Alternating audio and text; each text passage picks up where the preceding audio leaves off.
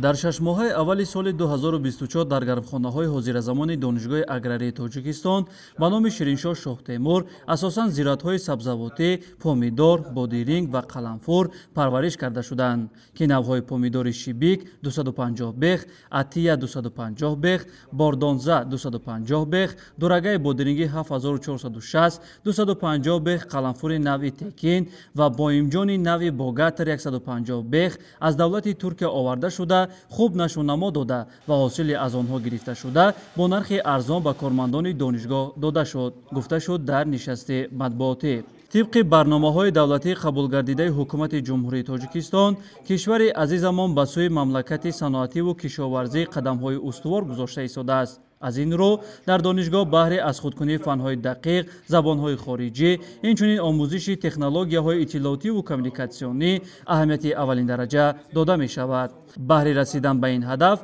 برای استادان دانشگاه سلسله آموزش‌ها تشکیل و گذارنده شدند. در ادامه نشست اطلاع داده شد که تجربه آموزی تعلیمی، تکنولوژی و استحصالی و پیش از دیپلمی یکی از قسم‌های اساسی روند تعلیم بوده در مستحکم نمودن دانش و تطبیق نظریه به عمل نقش مهمی بازد و به طور دائمی تحت نظارت ریاست دانشگاه قسم تعلیم و صدارت فاکولتت ها می باشد. آن امکان می دهد که شوق و ذوق دانشجو به عملیات علمی عملی که آن برای حل مقصدهای مشخص خواجگی خلق روانه شده است بیدار گردد. و امسال نتیجه امتحان‌های شفاهی و خطی نشان داد که درجه دانش‌اندازی دانشجویان در امتحان‌ها به 86.99% و صفت تحصیل به 54.4% برابر است، گفته شد در نشست خبری.